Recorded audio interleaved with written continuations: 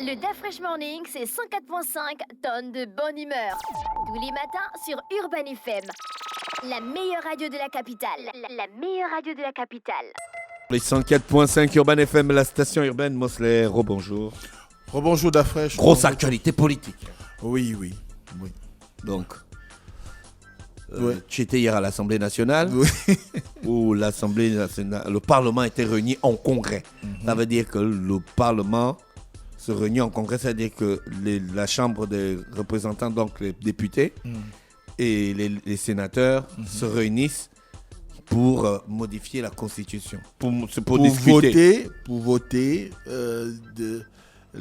une éventuelle modification de C'est la une procédure. Constitution ou sur un tout autre sujet. C'est une procédure qui est prévue par la loi. Oui, c'est une procédure qui est prévue par la loi, notamment l'article 109 de la Constitution, qui fait mandat au chef de l'État de convoquer le Parlement en congrès.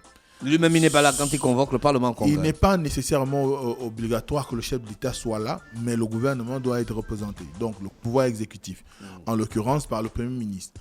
Donc, c'est ce qui s'est passé hier. Le chef de l'État a convoqué le congrès parce qu'il faut déjà savoir que le Premier ministre avait déjà eu à être auditionné par les deux chambres du Parlement, Assemblée nationale et Sénat. Sauf que ça, même il y a eu des votes au niveau de l'Assemblée nationale et du Sénat par rapport à la proposition de révision de la Constitution. Sauf qu'il y avait quand même encore des poches de résistance, notamment dans l'opinion. Et pour pouvoir légitimer ou rendre crédible cette action de révision de la Constitution, il a été certainement recommandé de pouvoir organiser un congrès. Cette révision de la Constitution là vient de la concertation. C'est une idée qui émane de la concertation. Des recommandations de la concertation. Il était clair déjà dès le départ que lorsqu'il y a eu la convocation de la concertation politique, on devait assister à un certain nombre de recommandations, mais également de revendications pour permettre à ce qu'il y ait un caractère légal par rapport à cette énième rencontre qu'il y a eu. Il faut rappeler que la concertation politique paritaire, majorité opposition, qui s'est déroulée du 13 au 23 février, a été convoquée par le chef de l'État, d'abord à la demande de l'opposition, puis le chef de l'État a accepté de pouvoir organiser cette rencontre pour permettre qu'on puisse aplanir un certain nombre de points qui opposent la majorité et l'opposition pour arriver à la mise en place, du moins à la création d'un climat favorable, notamment à l'issue des élections, on va dire des élections prochaines, parce que l'objectif c'est d'avoir un climat social et politique apaisé. Et cela s'est trouvé, on s'est retrouvé dans une situation où il y a eu effectivement les recommandations qui sont sorties de la concertation, mais avant qu'on arrive aux recommandations, l'opposition avait eu à interpeller la majorité sur le besoin de pouvoir traduire en actes juridiques les conclusions, du moins les recommandations qui ont été présentées au chef de l'État le 23 février. Donc à ce moment-là, l'opposition avait donc présenté le besoin de traduire en acte légal les recommandations comme étant un point essentiel. Donc à ce moment, la majorité avait pris l'engagement sur lui d'amener le chef de l'État à pouvoir prendre des dispositions légales qui permettraient à ce qu'on arrive à une situation où les points qui ont constitué l'ossature des discussions qu'il y a eu puissent trouver on va dire une issue favorable allant dans ce sens. Et c'est ce qui, depuis le 23 février, mobilise le gouvernement aujourd'hui, parce qu'il faut rappeler que nous sommes en année électorale. Et en année électorale, techniquement, de ce que certains disent, on ne devrait pas bouger les règles. Mais n'empêche que le gouvernement avait quand même eu à solliciter la Cour constitutionnelle pour pouvoir demander son avis sur le respect de la Constitution. Et l'avis a été favorable. Et c'est à l'issue de cet avis qu'il y a eu également convocation de ce congrès. Alors, ce congrès s'est tenu hier et comme je le disais, était présidé par le président de l'Assemblée nationale, le Faustin Boukoubi, qui est légalement celui qui doit présider cette rencontre, même si le chef de l'État avait été là. C'est le président de l'Assemblée nationale qui devait diriger les travaux du Congrès. Comme vous le savez très bien, quand on dit Sénat, Assemblée nationale, et qu'il y a une rencontre entre ces derniers, ça veut dire que tous les courants politiques, tout ce qu'il y a comme acteurs politiques, notamment les élus nationaux, devaient se retrouver au palais Léon-Mba. C'est ce qui a été fait hier.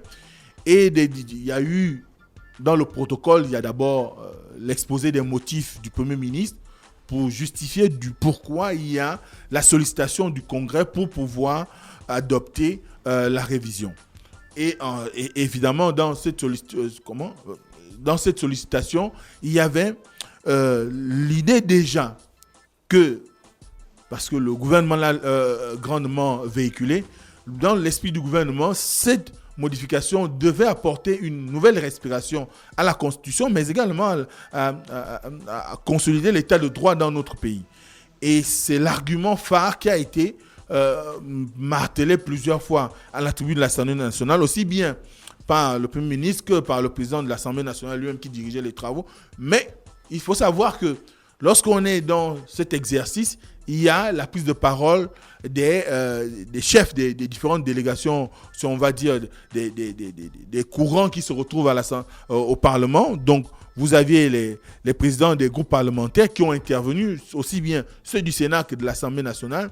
Et les uns et les autres ont donné leur avis. Leur avis sur le texte, leur avis sur l'ambition, leur avis sur la situation générale du pays. Parce que, évidemment, certains ne se sont pas seulement appesantis sur le sujet qui concernait cette rencontre. Il y a d'autres qui ont interpellé le gouvernement sur un certain nombre de situations que vivent les populations dans les quartiers et même à travers le pays. Donc, à ce moment-là, on a d'abord le groupe qui était représenté par Julien Assoumakoué qui a mis en avant l'idée que eux, ils reconnaissent en cette modification une volonté de pouvoir procéder à à une modernisation, à des avancées significatives pour qu'on puisse arriver à une situation détendue à la fin, du moins durant le processus électoral. Et qu'eux, ils donnaient quitus. Il y a eu d'autres interventions, dont celle de Séraphin Akouré-Davin, qui lui également a fait une communication dans laquelle, elle n'était pas très, très axée sur l'objet, parce que sa communication a tourné autour du naufrage d'Esther Miracle, des différents déraillements qu'on enregistre, mais également le meurtre d'une étudiante gabonaise en Turquie. Et il a interpellé le chef du gouvernement sur le besoin de concrétiser d'autres pans de l'accord, du moins des recommandations, qui étaient beaucoup plus importants pour l'opposition, étant donné qu'il a dit à la tribune de l'Assemblée nationale que le Premier ministre favoriserait beaucoup plus les points qui étaient défendus par eux. Eux, ils sont allés aussi pour un certain nombre de points, notamment par exemple, le statut de l'opposition qui éviterait qu'on soit dans une cacophonie au moment où il y a une convocation par le président ou une invitation par le président à ce qu'il y ait une rencontre entre la majorité et l'opposition. Que donc, trouver un statut de l'opposition qui sous-tendrait avoir un leadership clair, défini, qui permettrait à ce que lorsqu'on convoque une concertation ou une rencontre entre les deux parties, que les opposants soient situés eux-mêmes sur qui doit les représenter, qu'ils ne soient plus dans une débandade comme celle qu'on a pu enregistrer à la veille ou même pendant la concertation politique. Donc à ce moment-là, il a mis ce point en avant. Et il a souligné l'importance qui a été la sienne de pouvoir, du moins le caractère important que revêt cette révision, étant donné que lui, il a participé aux travaux, il sait, et tous ceux qui ont participé aux travaux qui, je le rappelle, il a dit, étaient à huis clos, savent exactement de quoi ils retournent en ce qui concerne les recommandations qui ont été faites au chef de l'État. Ils ont rappelé un certain nombre de points qui avaient été inscrits à l'ordre du jour, aussi bien par la majorité de l'opposition. Par exemple, la question du retour au scrutin à un tour, qui a été une proposition de la majorité et qui, au demeurant, allait dans le sens de pouvoir faire des économies à la nation selon la justification de la majorité. Ensuite, ils ont amendé le fait qu'il fallait réduire les montants des cautions pour les élections Par exemple, la majorité avait proposé 100 millions pour être candidat à la présidentielle. Alors que le montant actuel, du moins avant qu'on envisage cette révision, était de 20 millions. Là, ensemble, ils ont décidé de tomber sur 10 millions. Puis, il y a eu l'idée de pouvoir ramener la caution pour la participation aux législatives qui devait être de 500 000. Ils sont revenus à 350 000. Pour les locales, de 350 000 ils sont revenus à 250 000. Donc, il y a eu également la question de l'âge pour prétendre au poste de président de la République. Vous savez que selon la dernière modification issue des accords politiques d'Angondje, à 18 ans, on pouvait prétendre être président de la République au Gabon. Donc, là, ils ont ramené l'âge à 30 ans. Pour les sénateurs, il fallait nécessairement avoir 40 ans pour être sénateur au Gabon. Cet âge a été ramené dans les discussions à 35 ans. Pour les mandats électoraux, vous savez que nous avions une variable qui faisait que le chef d'État avait un mandat de 7 ans, les députés 5 ans, les sénateurs 6 ans. Là, on a mis à plat et on va revenir à une durée unique qui est de 5 ans pour tout le monde. Aussi bien le chef de l'État que les députés, que les sénateurs. Donc, les sénateurs qui sont bien évidemment une émanation des conseils locaux. Donc, à ce moment-là... Les collectivités locales. Voilà, les collectivités locales. Donc, à ce moment-là, toutes ces avancées méritaient, selon lui, je parle d'Akour et d'Avin, que l'opposition se sente dans un esprit on va dire, patriotique et puisse participer pleinement à ces discussions-là parce qu'elles ont permis des avancées significatives. Mais il regrette qu'il soit aujourd'hui pris en étau par un certain nombre de personnes qui seraient jalouses de lui, d'avoir participé. Et c'est d'ailleurs tout le sens de la discussion qu'il y a eu après avec le Premier ministre. On reviendra tout à l'heure. Mais dans les faits, ils sont allés à ce congrès pour pouvoir aussi interpeller le gouvernement sur le besoin de pouvoir faire en sorte que les autres points qui sont beaucoup plus d'ordre électoral parce que et c'est là où il y a quand même une perturbation dans la compréhension des Gabonais. Jusqu'à ce jour, beaucoup de personnes se posent la question ou se posaient la question, pour ceux qui ont déjà eu à comprendre l'objectif que visait cette concertation.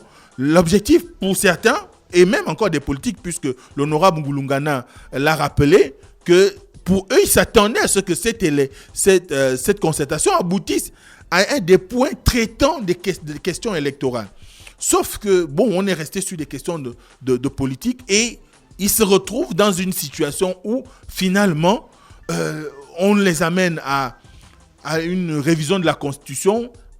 Ils ne trouvaient pas en quoi réviser la Constitution pourrait assurer, on va dire, un apaisement au poste électoral. Donc, à ce moment-là, il y a eu donc ces discussions-là, il y a eu ces expressions, chacun a dit ce qu'il pensait. Mais ce qu'on retient surtout, c'est que dans ces discussions, il faut qu'aujourd'hui, les acteurs politiques, plus ou moins, arrivent à être transparents lorsqu'ils ont des rencontres comme celle-là, pour éviter qu'il y ait des interprétations à tout vent au sein de la population. De ce qui ressort du discours du Premier ministre, la concertation politique était un pas pour situer un certain nombre de points, notamment ceux que j'ai rappelés, mais également ceux à venir, puisqu'il y a eu la mise en place d'un comité, du moins il y a en prévision la mise en place d'un comité de suivi de ce qui a été fait comme recommandation, donc de l'exécution des recommandations qui ont été faites lors de la concertation politique. Il y a un comité de suivi qui doit être mis en place et que dans ce premier pas, il était question de traiter de tout, de revenir sur les fondamentaux, mais qu'on ne pouvait pas faire l'impasse sur la révision constitutionnelle, étant donné que les questions électorales ne sont pas contenues dans la Constitution.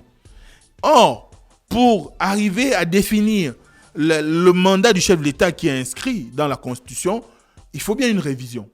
Si on doit aller dans le sens des nouvelles propositions qui ont été faites, du moins de la nouvelle monture de la Constitution qui a été proposée au vote des députés et sénateurs. Donc, il fallait procéder à la modification. De même qu'il fallait également inscrire dans la logique, dans la modification, l'objectif qui est celui de déterminer la forme du scrutin. Nous étions en 2018 à un scrutin à 2 tours, issu des accords politiques d'Angondje. On décide de repartir un scrutin à 1 tour. Cela valait qu'on aille dans une discussion qui propose surtout de pouvoir modifier la Constitution pour inscrire on va dire, en noir sur du blanc qu'au Gabon, les élections se déroulent sur 1 tour et non 2 comme précédemment. Donc à ce moment-là, il était important qu'on commence d'abord par la modification de la Constitution avant de traiter des questions électorales, étant donné que le code électoral, pour le modifier, il faut qu'il soit en conformité avec la Constitution. Et c'est tout le problème qu'on a parce que beaucoup de personnes ne comprennent pas pourquoi il y a eu cette énième révision. J'entends même certains dire que nous sommes à la 11e depuis 14 ans. Donc, à ce moment, il faut comprendre qu'aujourd'hui... Est-ce que c'est vrai? On aura peut-être le temps de compter pour lors d'une autre chronique. Mais ce qui est sûr, c'est qu'il y a quand même eu, depuis 2018, à peu près 3 modifications par rapport à la Constitution pour l'arrimer aux besoins d'évolution de notre société.